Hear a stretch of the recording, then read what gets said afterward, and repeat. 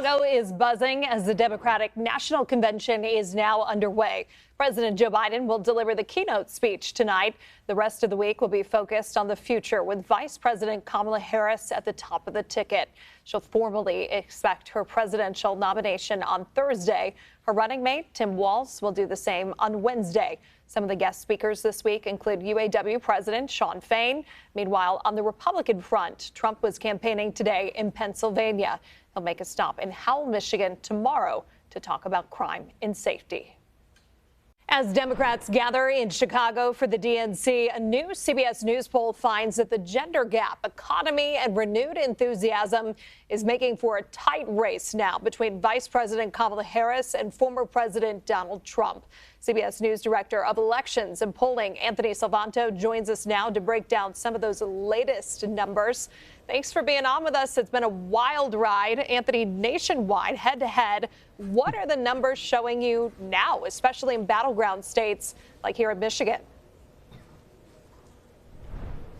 Great to talk to you, Rochelle. Let me show that to you because there's a story about where we are and there's a story about how we got here. First of all, this is your national Harris +3. Now, remind everybody that's important because everyone's opinion and everyone's vote is important, but this race will be decided in the battlegrounds in states like Michigan that are really close, and across them it is even. In Michigan, it is very close. So that's what you really want to look at if you want to know where this race is, and that's why you correctly say it is tight. Here's the part about how we got here.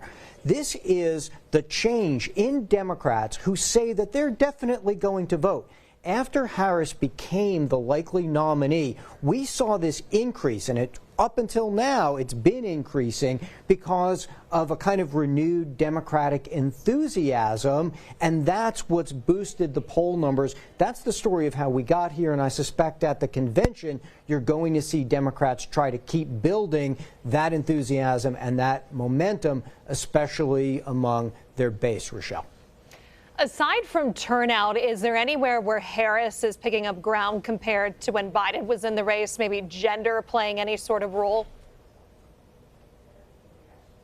Yeah, it's playing a very large role. Let me show you first what we mean by the gender gap, and that is you've got more women here voting for Harris and more men for Trump. This gender gap is approaching 2020 levels, and it's important because on things like the economy, we see women giving Harris a little more benefit of the doubt than they did for Joe Biden. So this is among women who say the economy is a major factor. She's almost even with Donald Trump now, whereas among men who also say it's a factor, he's got a much larger lead. I suspect you get to the convention, if Democrats are going to try to make any inroads into that Trump advantage on the economy, it's women voters is where they're going to start, Rochelle.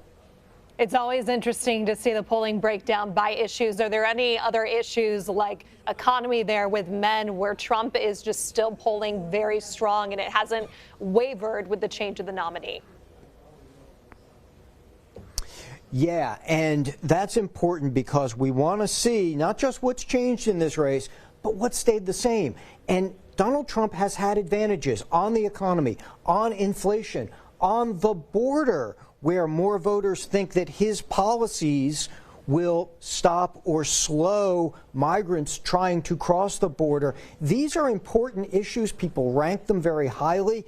Trump's advantages here have maintained, whether it was going to be Biden as the nominee or now Harris. So that sets up, A, one of the explanations why this race is so close, but also, B, a challenge perhaps for the Democrats as you watch the convention.